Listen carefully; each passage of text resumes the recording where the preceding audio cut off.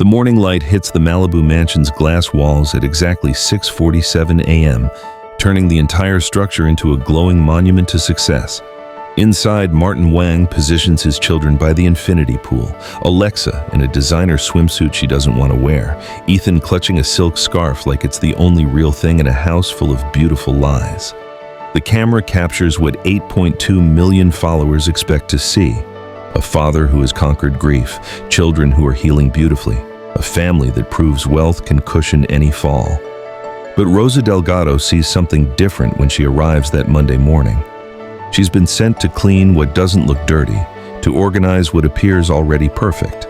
Instead, she finds a 9-year-old girl whose smile looks like it hurts her face, a 6-year-old boy who hasn't spoken in 14 months, hiding in his closet surrounded by drawings of a woman falling through the sky, and a father so terrified of authentic emotion that he's turned his family into content, his grief into engagement metrics, his children into props in a performance of recovery that's slowly killing them all. What Rosa discovers isn't a secret room or hidden fortune. It's something far more devastating. A household where everyone is drowning in plain sight, where the perfection visible to millions conceals a father who has forgotten how to see his own children, and children who have forgotten they're allowed to be real. Stay with us as we witness how one woman's simple act of turning off a camera became the first step toward dismantling an empire built on beautiful lies, and how, from those broken pieces, a real family finally began to form. The alarm chirps at 6:47 a.m., not 6:45, not 6:50, but 6:47, the exact time when dawn light hits the Malibu mansion's glass walls at the perfect angle for photography. Martin Wang is already awake, has been for 20 minutes, running through the day's content calendar in his head like a general planning tactical strikes. He finds Alexa in her room, still in pajamas patterned with stars that Olivia bought 2 Christmases ago. His daughter looks up at him with eyes that have learned to read his needs before he speaks them. "Morning shoot in 30 minutes, he says, keeping his voice light, aspirational. "The blue dress or the yellow?" "Blue," Alexa answers automatically. More engagement on blue. She's 9 years old and speaks in algorithm. Martin moves to Ethan's room, knocks twice, habit from before when the boy would answer, and enters to find the bed empty. He knows where to look. The closet door is cracked open, and inside, Ethan sits in the dark corner behind the hanging clothes, surrounded by pieces of paper covered in graphite smudges. "Buddy, we've got morning light to catch." Martin keeps his tone gentle, coaxing. The therapists all said consistency, routine, patience. None of them said what to do when patience yields nothing but more silence. "Remember? Breakfast by the pool. Your favorite cereal?" Ethan doesn't look up. His small fingers clutch a silk scarf, cream-colored, still holding the faint ghost of Olivia's perfume, though Martin has asked him 100 times to let it go. Let her go. Martin pulls out his phone, frames the shot. "Peaceful morning with my little man. Sometimes the quiet moments are the loudest. Hashtag gratitude, #healing. Journey, single dad, life." He deletes it unsent. The boy's face isn't visible, and invisible children don't drive engagement. By 7:15, they're positioned. The breakfast table overlooks the infinity pool, which overlooks the Pacific, which overlooks nothing, because the ocean doesn't care about Martin Wang's problems. He's arranged everything precisely. Fresh fruit in artful bowls, vitamin smoothies in crystal glasses, Alexa in her blue dress with her hair brushed to gleaming. "Smile, sweetheart. Natural, like you're happy." Alexa's mouth curves. It looks like happiness the way a photograph looks like life. Technically accurate, fundamentally hollow. "More in the eyes. Remember, you love breakfast. You love our time together." She adjusts. Click, click. 5 shots, 10, 20. He reviews them with the critical eye that built an empire. The lighting is perfect. The composition is flawless. His daughter looks like a girl who has never known grief. He turns to Ethan, who stares at his untouched plate. "Buddy, just one picture. You don't even have to smile." But Ethan's eyes are somewhere else, somewhere Martin can't follow, and the scarf is twisted between his small fingers like a lifeline to the dead. Martin posts without him, "Morning magic with my little love." Alexa wanted to make Mama's favorite breakfast. We're learning that healing doesn't mean forgetting, it means carrying love forward. Moving forward. Dad life. Blessed. The comments flood in within minutes. So brave, so inspiring, such beautiful children. You're doing amazing. Martin scrolls through them like counting money, each heart a small validation that he's surviving, that his performance is believable. His phone buzzes. Bailey, his assistant, with a reminder that the cleaning service is sending someone new today. The last team quit without explanation, though Martin suspects they objected to the NDAs, the camera schedules, the requirement to be invisible. Whatever, he mutters, typing back confirmation. The doorbell rings at 9:15 a.m., and Martin doesn't look up from his engagement metrics. He has no idea that everything is about to break. Rosa Delgado has cleaned many houses in 12 years, but she knows this one is different before she crosses the threshold. The agency woman had used that particular tone when she said particular client, the one that means difficult or demanding or completely insane but pays extremely well. The door opens to reveal a man in expensive athleisure, holding a phone like a priest holds a Bible. He's handsome in that coastal tech money way. Good bones, expensive haircut, eyes that look past her rather than at her. You're the cleaner. Not a question. He extends a hand holding papers, not in greeting. NDA, Standard Confidentiality Agreement. I require discretion regarding my family's privacy, my work schedule, and anything you might observe in the home. There's a checklist. Follow it exactly. I'm in meetings most of the day. Rosa takes the papers, skims them while he talks at her. She's signed 100 of these, each one slightly different, each one essentially saying, "You are invisible. What you see here doesn't exist outside these walls." I understand, Senor Wang. It's just Martin. But his eyes are already back on his phone, already dismissing her. Kit Wang first. The list explains everything. He disappears into a home office and Rosa stands in the foyer, letting the house speak to her. It's a language she's learned, the difference between lived in and displayed, between home and stage set. This house is all glass and clean lines and emptiness pretending to be minimalism. The Kit Wang is sterile. The refrigerator is full of meals arranged like art installations, untouched. She finds plastic containers labeled with dates, content descriptions, nutritional information. Nothing has been eaten. Someone is ordering food for the appearance of eating. She starts with the surfaces, wiping down counters that show no signs of use. The silence in the house is particular, not peaceful, but held, like everyone is holding their breath. Upstairs, she finds the girl's room first, Alexa's room, according to the name painted above the door in careful script. It's pristine, too pristine. A 9-year-old's room should have some chaos, some evidence of living. Instead, Rosa finds a space that looks staged for a catalog shoot. Coordinated bedding, books arranged by color, not a toy out of place. The boy's room is different. She knocks softly, pushes the door open, and sees the bed is perfectly made. Empty. Rosa has raised a daughter, has helped raise a dozen other people's children in these years away from home. She knows where traumatized children hide. The closet is cracked open. She approaches slowly, quietly, and peers inside. Ethan sits in the corner, surrounded by drawings that carpet the floor like fallen leaves. Rosa doesn't speak, doesn't try to coax him out. She recognizes a child who has made his own fortress, his own small place of safety in a house full of glass. The drawings are all the same. A woman, falling, falling, falling. Rosa's throat tightens. She knows this kind of grief, the kind that can't be spoken, only drawn, only witnessed. She sets down her cleaning supplies carefully so as not to startle him, and leaves a bottle of water and a small package of crackers just outside the closet door. "You're safe, mi amor," she whispers. "I won't bother you." She continues cleaning, but her mind is no longer on the surfaces. From downstairs, she hears Martin's voice, confident, smooth, performing for whoever is on the other end of his phone call. Then, at noon exactly, she hears him call out, "Kids, content creation time!" Rosa moves to the window and watches. By the pool, Martin is setting up ring lights and cameras. Alexa emerges in a designer swimsuit, her small face carefully made up like a doll. Martin circles her with his phone, directing, "Look spontaneous, like you're having fun. No, more fun. Give me joy, Alexa. Remember joy? The girl's smile looks like it hurts. Martin has his equipment staged by 12:15, ring lights positioned to catch the pool's reflection, tripod at precisely the angle that makes the infinity edge look like it spills directly into the Pacific. He's been doing this long enough to know what works. Beauty, after all, is algorithmic. Alexa, Ethan, content time!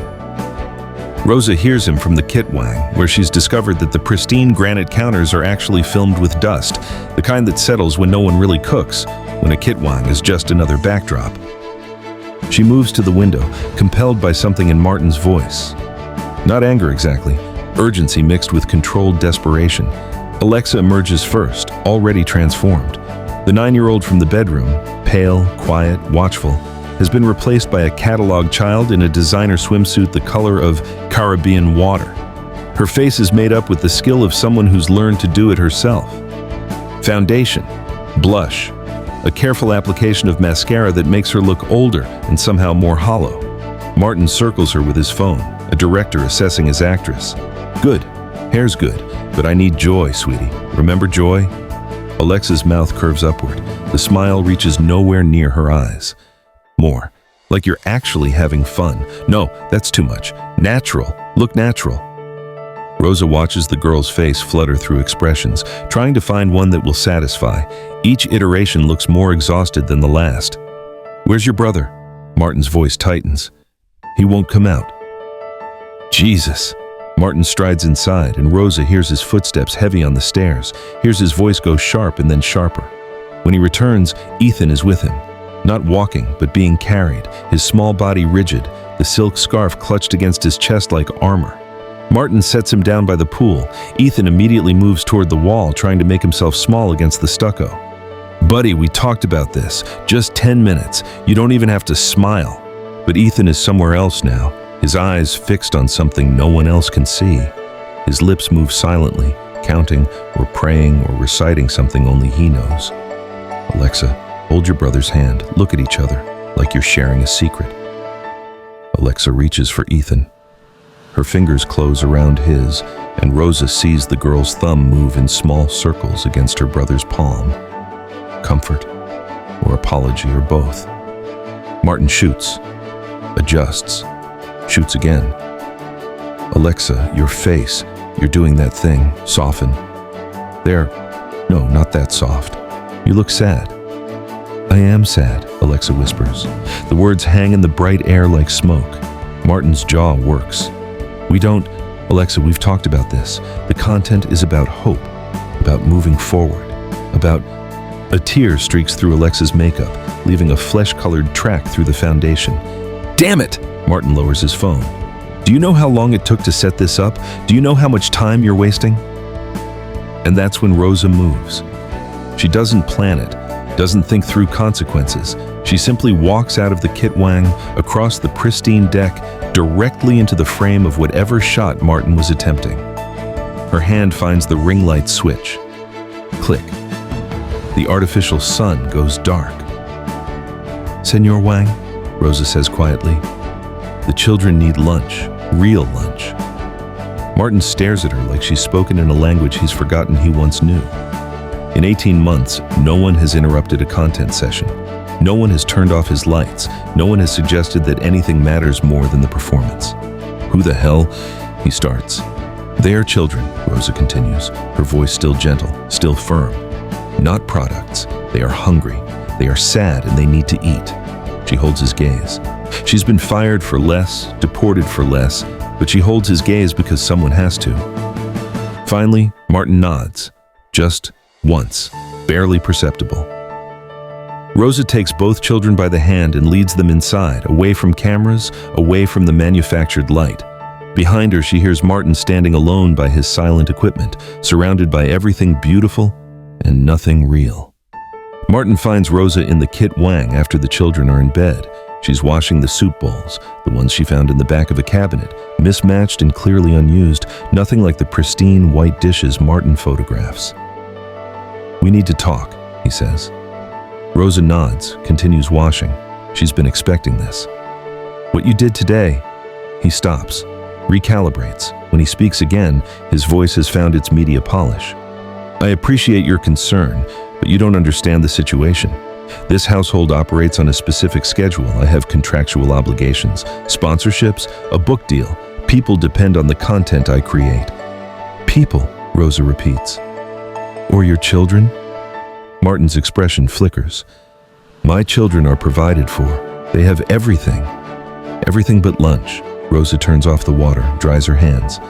Everything but permission to be sad. You don't know what you're talking about. But there's no heat in it, just exhaustion. I know Ethan ate an entire bowl of soup today. You said it yourself, his first full meal in days. Rosa meets his eyes. Why is that, Senor Wang? Why does a 6-year-old refuse to eat in this house full of beautiful food? Martin opens his mouth, closes it. He looks for just a moment like a man surfacing from deep water, gasping. It's complicated. Children are not complicated. They are honest. Your son is honest about his grief. Your daughter is honest about her fear. You are the one who is complicated. The words land like stones in still water. Martin's hands grip the counter. My wife died. His voice is raw suddenly, unpolished. She jumped from our balcony while Ethan was in the next room. Alexa found the note, the empire you're judging. It gave us purpose. It gave us a way forward. It gave them stability. It gave you distance, Rosa says gently, from your pain, from theirs. Martin laughs, but it's a broken sound. What do you know about it? You clean houses? You show up, judge my parenting, interfere with my work? I know your children are not products, Senor Wang. Rosa's voice remains steady. I know your Instagram shows 632 posts of manufactured happiness. I know your children are drowning, and you are taking pictures of the water. The silence that follows is profound. Finally, Martin speaks. What would you have me do? Stop posting? Lose everything I've built? Let them see me fall apart? Let them see you, Rosa says simply. Just that. See you. Martin stares at her for a long moment. Then, without another word, he turns and leaves the Kit Wang. Rosa hears his office door close. She continues cleaning, putting the mismatched bowls back in their forgotten cabinet. Hours later, she hears footsteps. Soft, child-sized. Alexa appears in the doorway, wearing pajamas printed with stars. Is Rosa coming back? She asks. It's the first question the girl has asked that wasn't scripted, rehearsed, performed. Yes, mi amor, Rosa says. I'm coming back. Alexa nods once, then returns upstairs. Rosa finishes in the Kit Wang and retires to the small maid's quarters. She lies awake thinking of Sophia, of children who need their mothers, of mothers who cannot be what their children need. She thinks of Ethan's drawings, of Alexa's perfect makeup, of Martin scrolling through his empire of beautiful lies. She knows she should leave before she cares too much, before the inevitable complications of immigration and employment and attachment make leaving impossible. But when sleep finally comes, Rosa dreams of children who are allowed to be real, and she knows she will stay. At least for now. At least until Monday morning arrives with the particular heaviness that follows weekends spent pretending everything is fine. Martin has a 10 a.m. call with potential investors, something about expanding the brand into wellness retreats, capitalizing on his authentic journey through grief. The irony tastes like copper in his mouth. Rosa finds Alexa in the Kit Wang, systematically arranging cereal pieces by color on the marble counter, not eating them, just organizing them into rainbow rows. Can you teach me more words? Alexa asks without looking up. Spanish words for things we can't say in English.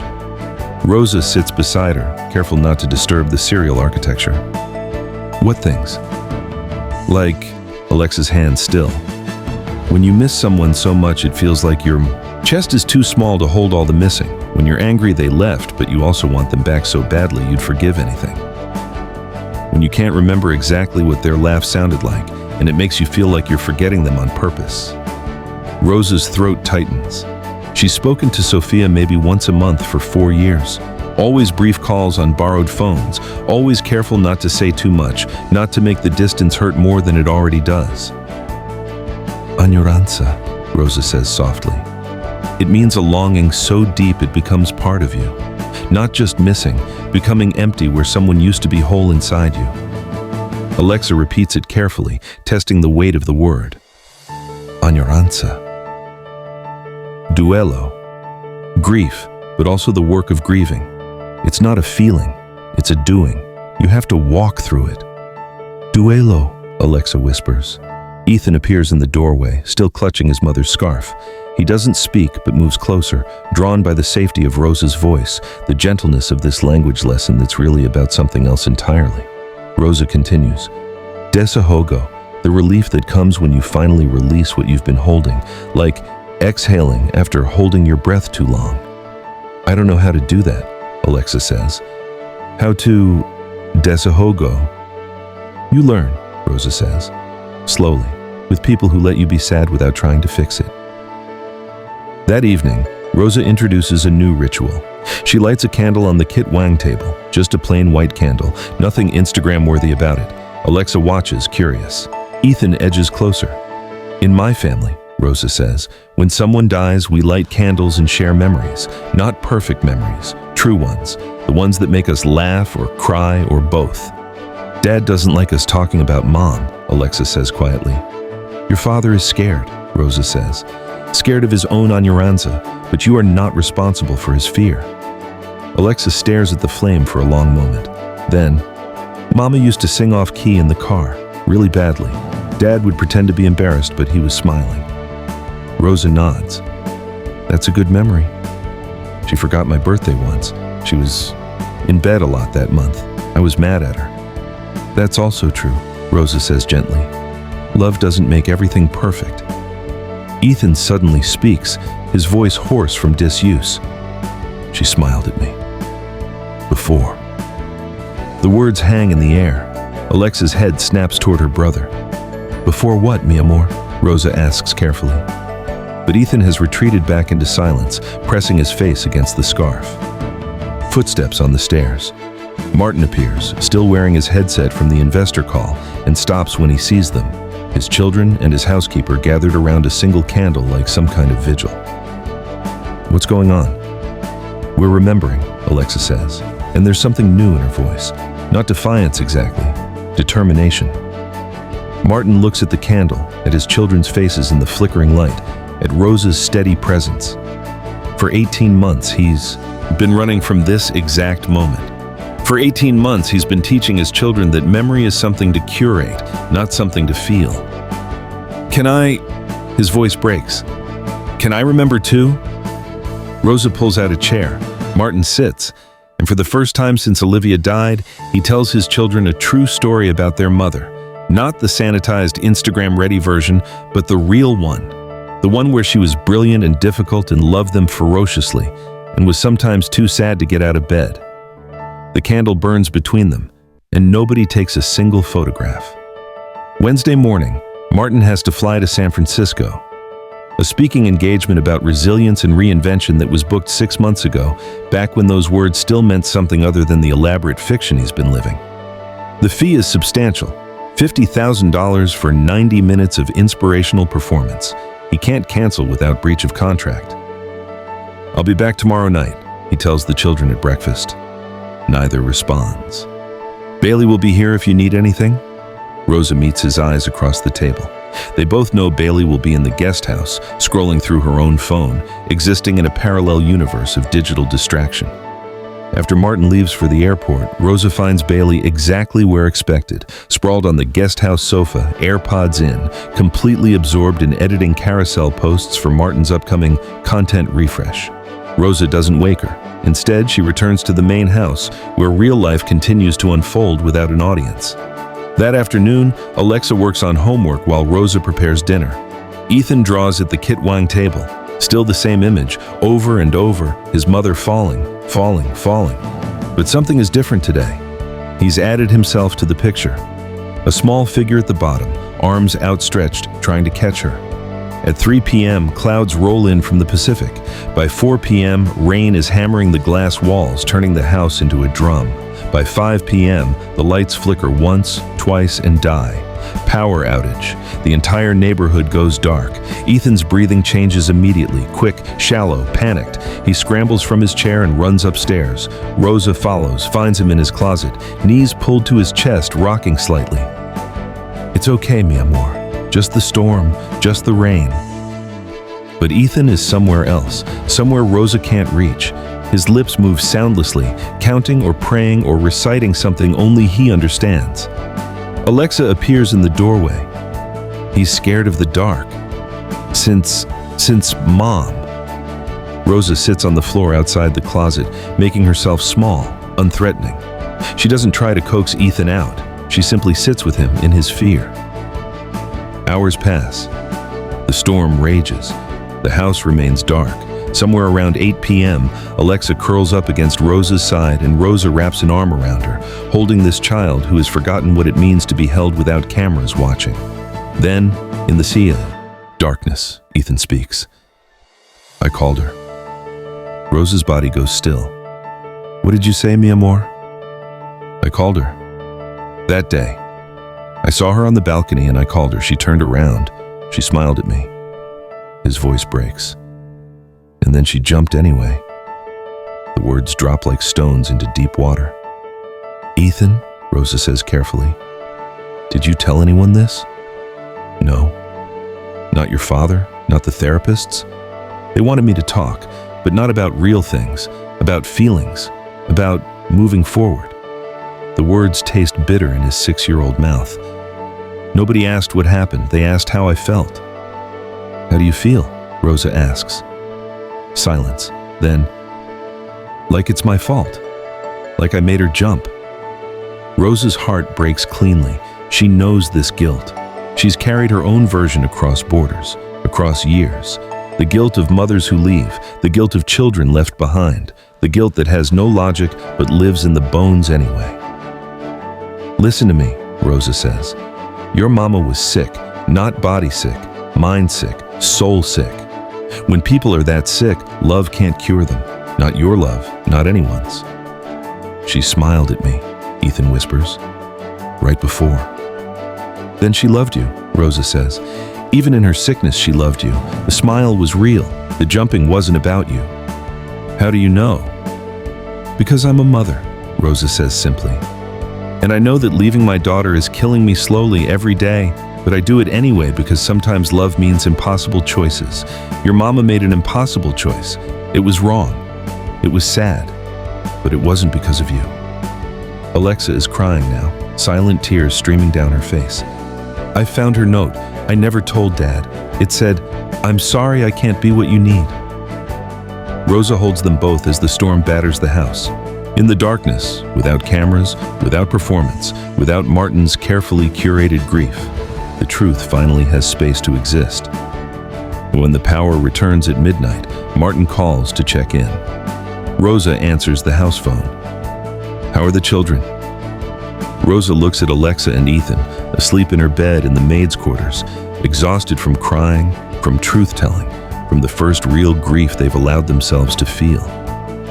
"They're healing," Rosa says. And for once, it isn't a lie.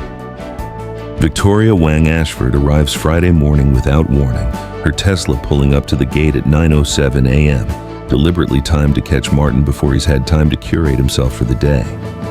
She has a key. She's always had a key. Inside, she finds a household that looks like it's forgotten what it's supposed to be performing. Children eating something beige and unphotogenic at the Kit Wang counter. Martin in sweatpants, actual sweatpants, not the $400 athleisure he usually wears for casual morning content. No cameras visible anywhere. "Victoria." Martin looks up from his coffee and she can see he hasn't been sleeping. Good.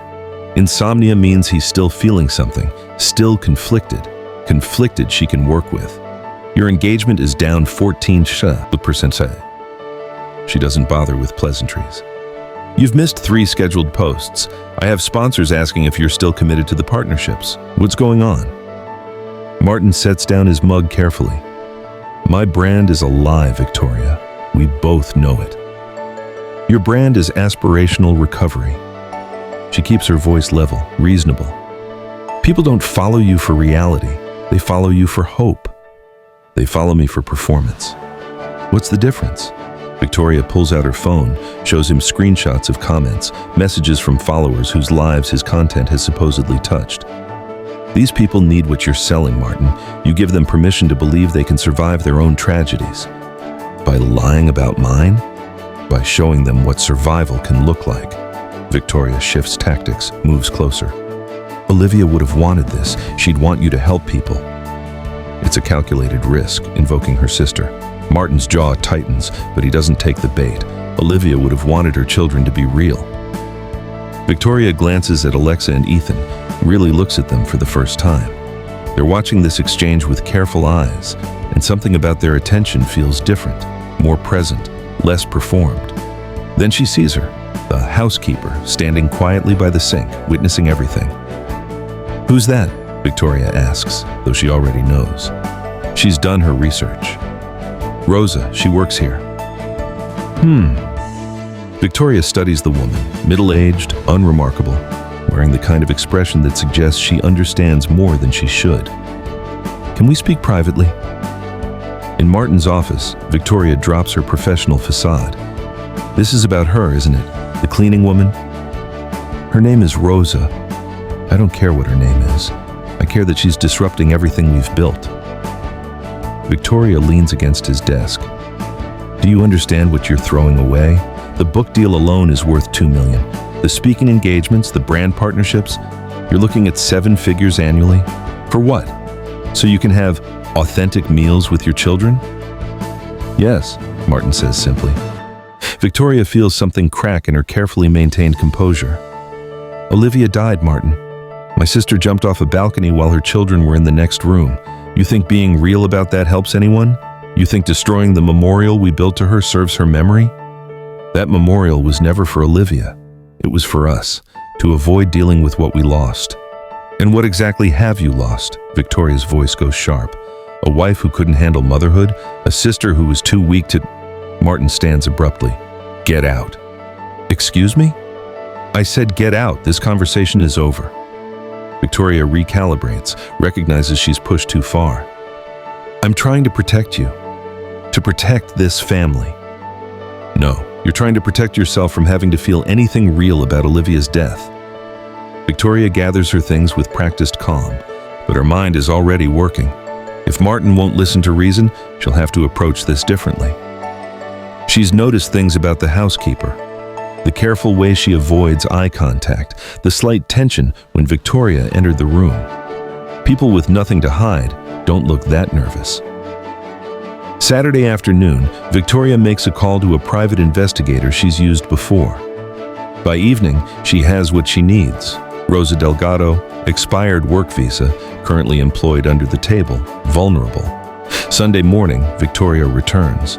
She finds Rosa alone in the kit wang, asks to speak with her privately.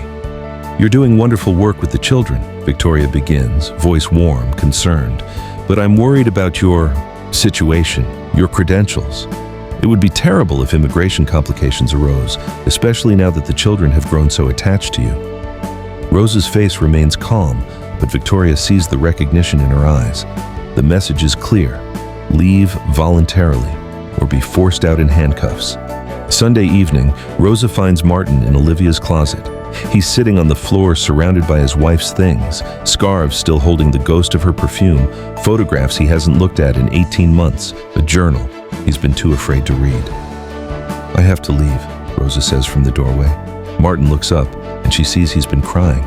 Not the careful, camera-ready tears he's performed for Instagram, but messy, exhausted grief.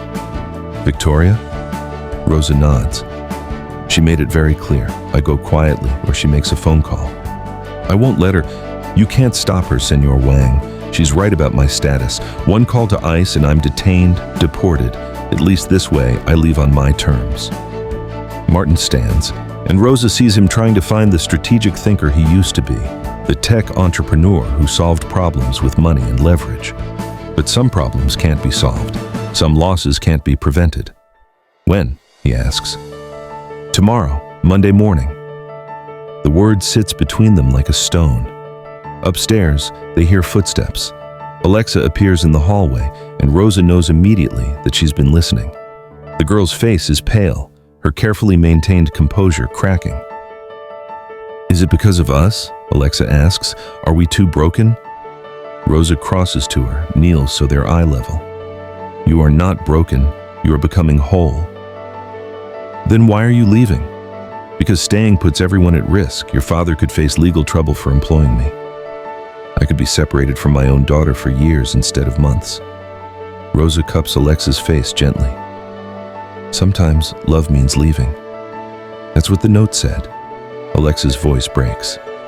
"Mom's note. It said she loved us, but she couldn't be what we needed, that she was sorry." Rosa's heart stops. "You found your mother's note?"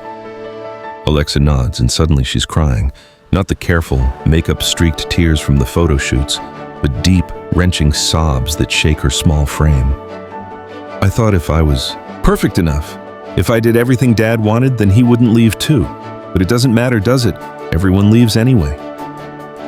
Martin is frozen in the doorway, hearing for the first time that his daughter has been carrying this impossible weight. Rosa holds Alexa while she cries, then calls for Ethan. The boy emerges from his room, clutching his mother's scarf, and Rosa gathers both children into her arms. "Listen to me," Rosa says. "Your mama's leaving wasn't about you. Mental illness is like that. It lies to people, tells them their families would be better off without them. The note was her illness talking, not her love." "How do you know?" Ethan asks, his voice still rusty from months of silence. "Because I'm a mother, and I know that leaving my Sophia is killing me slowly, but I do it anyway because I believe it gives her a better life.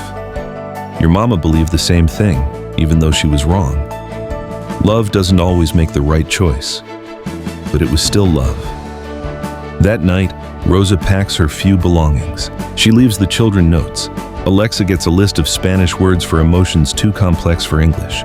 Ethan gets her drawings of Sophia, a permission slip to remember honestly. For Martin, she leaves nothing. He doesn't need her words. He needs to learn to be present without her prompting. Monday morning at 5:30 a.m., Rosa prepares to slip out before anyone wakes. But when she opens her bedroom door, she finds Martin standing in the hallway. "The kids are in Ethan's room," he says. "They want to say goodbye." Rosa's throat tightens, but she follows him upstairs. At 6 a.m. exactly, Rosa hears a crash from above, Ethan's window shattering. She runs upstairs to find the boy standing at the broken window, his mother's scarf in his hands. He's thrown it out, watching it fall, reenacting the only way his 6-year-old mind knows how to process what he witnessed. Rosa stays. Not because the decision has changed, but because a child is breaking, and she cannot leave him like this. She sits with Ethan until he can breathe again, until the truth he's been carrying can exist in the light. And Martin, watching from the doorway, finally understands. His children need presence, not performance. They need a father who can sit with their pain instead of photographing it. Something shifts in the house that morning. Something breaks open. And for the first time since Olivia died, real healing becomes possible. The morning crashes into Martin's consciousness at 6:00 a.m., not with his usual alarm, but with the sound of glass shattering. He bolts upright, his mind cataloging disasters, intruders, earthquakes, the house finally collapsing under the weight of its own beautiful lies. Ethan's window. Martin runs, taking stairs 3 at a time, his heart a fist in his throat. Rosa reaches the room first. She stands in the doorway, absolutely still, and Martin crashes into her back before he sees what stopped her. Ethan stands at the broken window, both hands pressed against the frame. His mother's cream-colored scarf lies on the ground below, spread across the perfect lawn like a fallen ghost. The boy is breathing hard, staring down at it with an intensity that looks like prayer or madness or both. "Ethan," Martin starts. She smiled at me. Ethan's voice is hoarse, rusty. "That day, I was in the hallway. I saw her on the balcony and I called to her. She turned around and she smiled." The words drop into the room like stones into still water. Martin feels his knees weaken. "Buddy, we don't have to." She smiled at me and then she jumped anyway. Ethan finally turns from the window. His face is wet, but his eyes are clear, terribly clear. "I thought if I'd said something different, if I'd been better, if I'd..." Rosa moves then, crossing the room in 3 strides. She kneels before Ethan and takes his face gently between her hands. Listen to me, mi amor. Your mama was sick. Not body sick, mind sick. When people are that sick, love can't cure them. Not your love, not anyone's. But she smiled. Then she loved you, Rosa says firmly. Even in her sickness, even in her pain, she loved you. The smile was real. The jumping wasn't about you. Martin slides down the wall until he's sitting on the floor. 14 months. His son has been carrying this for 14 months while Martin staged photo shoots and posted about resilience and built an empire on manufactured healing. Alexa appears in the doorway, her hair wild from sleep, and takes in the scene. Her father on the floor, her brother crying in Rosa's arms, the shattered window. I found the note, Alexa says quietly. Mom's note. It was in her jewelry box. It said, I'm sorry I can't be what you need. I thought she meant we needed too much. I thought if I was perfect. No. Martin finds his voice rough and broken. No, Alexa. Your mother's illness lied to her. It told her you'd be better without her. It was wrong. She was wrong, but it wasn't because of you. He crawls across the floor to his children, gathering them both against him. Rosa steps back, giving them space, but Martin reaches out and pulls her in too. They sit together in the wreckage of Ethan's room, surrounded by broken glass and 18 months of unspoken truth. I'm so sorry, Martin whispers. I made you perform instead of grieve. I made you smile for cameras instead of cry. I was so scared of my own pain that I taught you to be scared of yours. Outside, dawn breaks over Malibu. The light hits the glass walls, turning the house into something translucent and exposed. For once, Martin doesn't think about how it would photograph. He thinks about calling a therapist, not the kind who tries to make Ethan talk, but the kind who knows how to sit with silence. He thinks about canceling his speaking engagement. He thinks about telling Victoria she's fired. Mostly, he thinks about staying exactly where he is, on the floor with his children, finally present for their grief. Finally real. Martin spends Monday morning on the phone with lawyers, not the entertainment lawyers who drafted his book deal or the brand strategists who positioned his authentic grief narrative. Real lawyers, the kind who specialize in immigration cases and child welfare and cleaning up messes that money and influence can't simply erase. Rosa works quietly downstairs, though Martin has asked her to stay. Not to clean, to simply be. She makes lunch that no one photographs. She folds laundry that will never appear on Instagram. She exists in the house without performing existence, and her steady presence feels like the only solid thing in a world that's tilting on its axis. At 2 out time, while Martin is on hold with his third attorney, Alexa does something that will change everything. She takes her father's phone from his office desk. She knows the passcode. She's been coached through enough content sessions to have memorized it months ago. She opens Instagram, clicks the camera icon, and selects Live. Within seconds, viewers start flooding in. 100, 500, 1,000 Martin's followers, hungry for their regular dose of aspirational recovery. My name is Alexa Wang, she begins, her voice steady in a way that makes Rosa, who's discovered her in the Kit Wang, freeze. And my dad's life is a lie. The numbers climb, 5,000, 10,000. My mom died 18 months ago. She jumped off our balcony while my brother was in the next room. My dad didn't help us grieve. He helped us perform. Every photo you've seen, every smile, every inspiring quote about moving forward, it's all fake. Rosa reaches for the phone, but something stops her. Alexa's face is transformed. The careful mask she's worn for so long has cracked completely. And underneath is a 9-year-old girl who's finally found her voice. This is my brother's drawings. Alexa holds up one of Ethan's pictures, the woman falling, falling, falling. This is what our grief actually looks like. Not beautiful, not inspirational, just sad and angry and real. Martin discovers them at 2:12 when his phone starts vibrating with frantic texts from Victoria. He runs downstairs, sees his daughter crying into his camera, sees 2.3 million viewers watching, sees his carefully curated empire crumbling in real time. Alexa, stop! She looks at him, and her expression nearly breaks him. No, Dad, you made me smile for them. Now I'm going to cry for them. I'm going to be real for them, just this once. She turns back to the camera. There's a woman named Rosa who works here. She's the only person who's been honest with us. She lets us be sad. She doesn't make us perform. And now my dad's business manager wants her deported because she's threatening the brand. The comments explode. Shock, outrage, support, condemnation. The video is being screen recorded, shared, dissected in real time across every platform. Martin reaches over and ends the stream. The silence in the kit wang is absolute. "I'm sorry," Alexa whispers, but her eyes aren't apologetic, they're clear. But somebody had to tell the truth. Martin looks at his daughter, really looks at her, and sees what he's been too blind to recognize. She's not his assistant or his prop or his proof of resilience. She's a child who's been drowning while he photographed the water. "You're right," he says softly. "Somebody did." His phone explodes with calls. Victoria, his publisher, sponsors demanding statements, PR consultants offering crisis management. Martin watches them scroll past, each notification another piece of his empire demanding his attention. He turns the phone off completely. "Rosa," he says, "we need a lawyer, a good one." "Senor Wang, you're not leaving," he says firmly. "Not if I can help it. We'll fight this, properly this time. No more performances, no more beautiful lies." Outside, news vans are already pulling up to the gate. Tuesday morning arrives with the weight of consequences. Mrs. Patterson, the CPS social worker, sits across from Martin in the living room that has never looked less curated. Her eyes are kind, but uncompromising. The eyes of someone who has seen too many children used as props in adult dysfunction. "Walk me through a typical day," she says, pen poised above her notepad. Martin tries to find the polished answer, the one that would play well on Instagram. Instead, he tells the truth. "Until 2 weeks ago, our days revolved around content creation.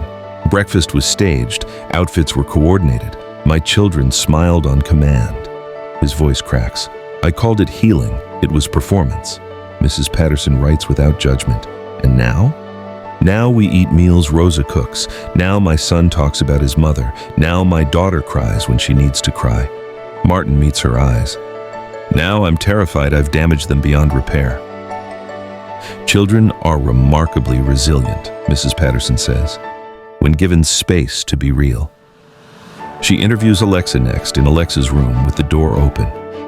Rosa can hear the girl's voice from downstairs, steady and clear in a way it hasn't been for 18 months. "My dad used to make me smile even when I was sad. He said people needed to see us being strong." A pause. "But Rosa said sadness means love is still alive." That made more sense. "Do you feel safe here?" Mrs. Patterson asks. The question hangs. Rosa holds her breath. "I'm learning to," Alexa says finally. "We're all learning." Ethan's interview is brief. He draws while Mrs. Patterson asks gentle questions, his pictures still showing his mother falling, but now including something new. A garden at the bottom, flowers growing where she lands. "Tell me about Rosa," Mrs. Patterson says. Ethan looks up, his voice soft but certain. "She makes us real." That evening, Martin receives the notification. Victoria has filed her lawsuit for breach of contract. The amount is staggering. 7 figures, enough to wipe out most of his liquid assets. Worse, she's made good on her threat. Rosa's immigration hearing is scheduled for Thursday morning, 48 hours away. Martin calls the attorney his dwindling finances can barely afford. The man is frank. Without proper sponsorship or a compelling humanitarian case, deportation is likely. Your current public scandal makes you a liability as a sponsor. Then what can we do? Pray the judge has a heart. Wednesday passes in a blur of preparation. The immigration attorney reviews Rosa's case. 12 years in the country, an expired work visa, a daughter in El Salvador she supports, no criminal record. On paper, she's sympathetic. In practice, the law is the law. The children could testify, the attorney suggests. Personal statements sometimes sway judges. Martin looks at Alexa and Ethan, who have been sitting quietly on the couch, listening to adults discuss whether the person who taught them to be real will be taken away. "No," Martin says. "They've been through enough." But Alexa stands.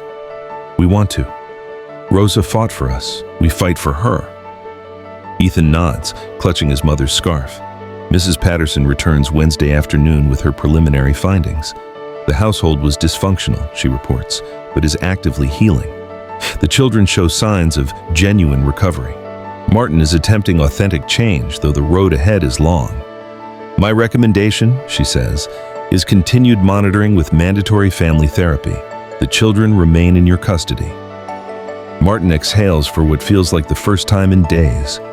But, Mrs. Patterson continues, her voice firm, if you return to using your children for social media content, I won't hesitate to revisit this decision. I deleted my Instagram, Martin says. This morning, all of it. 632 posts, 8.2 million followers, 18 months of beautiful lies. Gone. Thursday morning breaks cold and gray, fitting weather for Judgment Day. The immigration courthouse is brutally utilitarian. All fluorescent lights and linoleum floors, the opposite of Martin's glass mansion. Rosa sits beside her attorney, hands folded, face calm. Martin has learned to read her silences. This one speaks of resignation preparing to meet Grace. The judge is a middle-aged woman with silver hair and reading glasses that perch on her nose like a dare. She reviews Rosa's file without expression, the kind of professional neutrality that could mean anything or nothing. Rosa's attorney presents the case. 12 years of residence, community ties, financial support of family abroad, no criminal history. He paints the picture of a woman who has contributed, who has lived invisibly in the margins, who deserves consideration. The government attorney counters with facts. Expired visa, unauthorized employment, no immediate pathway to legal status. The law is clear, his tone suggests. Sympathy is not jurisprudence. Then, Martin's attorney makes an unexpected move.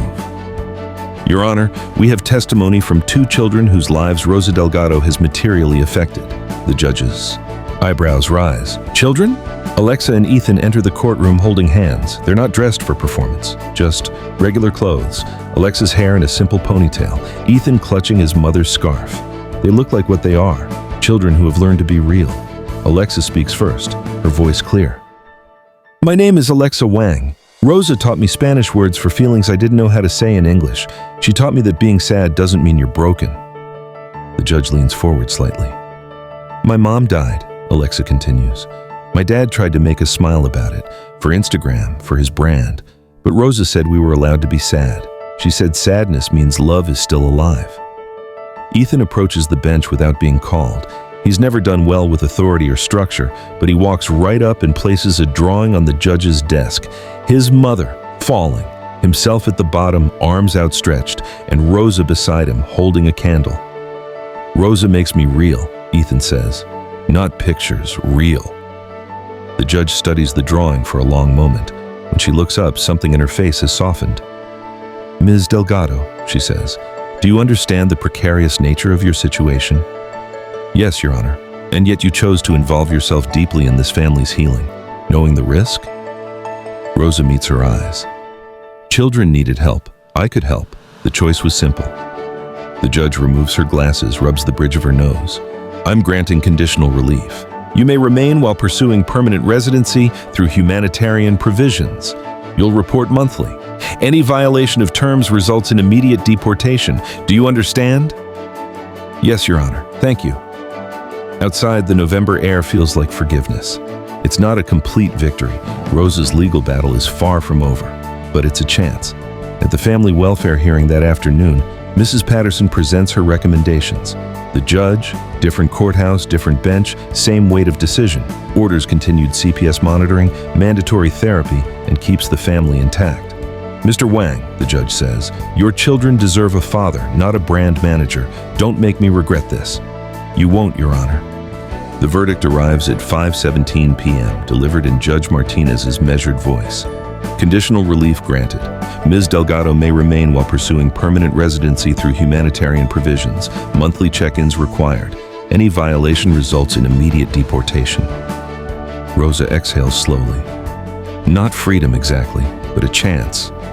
Outside the courthouse, November light slants golden across the parking lot. Martin watches his children cluster around Rosa, Alexa explaining the judge's decision in simplified terms, Ethan showing her a drawing he made during the hearing. It's himself and Rosa planting seeds, the only image he's drawn in 3 days that doesn't show someone falling. What happens now? Alexa asks. Now we go home, Martin says, and we figure out what comes next. But home isn't the glass mansion anymore. Victoria's lawsuit has frozen most of Martin's liquid assets. The Malibu house goes on the market Monday morning, listed at $12.8 million, a number that once meant success, but now just means excess. They have 60 days to vacate. That evening, Martin spreads real estate listings across the Kit Wang table. Modest houses in Pasadena, Glendale, neighborhoods where Instagram influencers don't document their morning coffee routines, places with yards where children can dig in dirt without curating the experience. This one, Alexa says, pointing to a craftsman with a sprawling backyard. It has space for a garden. Rosa studies the listing over Alexa's shoulder. Yellow flowers grow well in that area, for remembering. Martin doesn't ask what she means. He already knows. The next 3 months blur together in the work of dismantling an empire. Sponsorship contracts canceled, brand partnerships dissolved, the book deal void. Victoria's lawsuit settles for less than she demanded, but more than Martin can easily afford. She sends the papers by courier. No personal note, no acknowledgement that she was Olivia's sister before she was his manager. He doesn't contact her. Some fractures are too clean to mend. They move into the Pasadena house on a Tuesday morning with a third of their previous possessions. The movers handle furniture while Martin discovers boxes he packed himself, Olivia's things he'd curated into storage rather than donated, her cameras, her photographs, the journal he'd been too afraid to read. That night, he reads it. She wrote about darkness and light, about loving her children fiercely while feeling crushed by inadequacy, about medication that made her numb and therapy that made her raw. The last entry, dated the morning she died. I keep thinking they'd be better without me. I know that's the depression lying, but what if it's not? What if I'm the weight pulling them down? Martin cries in a way he hasn't since the funeral. Messy, exhausted, real. Rosa finds him at 2 a.m., brings tea without speaking, sits beside him until dawn. She was wrong, Rosa says finally, about being their weight. She was their gravity. You can't blame gravity for existing. 3 months to the day after Rosa's hearing, they plant the garden. Martin, Rosa, Alexa, and Ethan work side by side, turning earth that hasn't been touched in decades. They plant vegetables and herbs and yellow flowers, Olivia's favorite, though Martin had forgotten until Alexa reminded him. No cameras document the moment, no followers witness their dirt-stained clothes or Ethan's genuine laughter when he discovers a worm. Are we a family now? Alexa asks, resting her shovel against the fence. Rosa wipes soil from her hands. Families aren't who you're born to. Families are who choose to stay. Martin looks at this woman who risked everything to teach his children they were allowed to be real, at these children who are finally learning to be children again, at this small plot of earth where something new might grow. Then we're family, he says. And they stay, together, digging a new ground.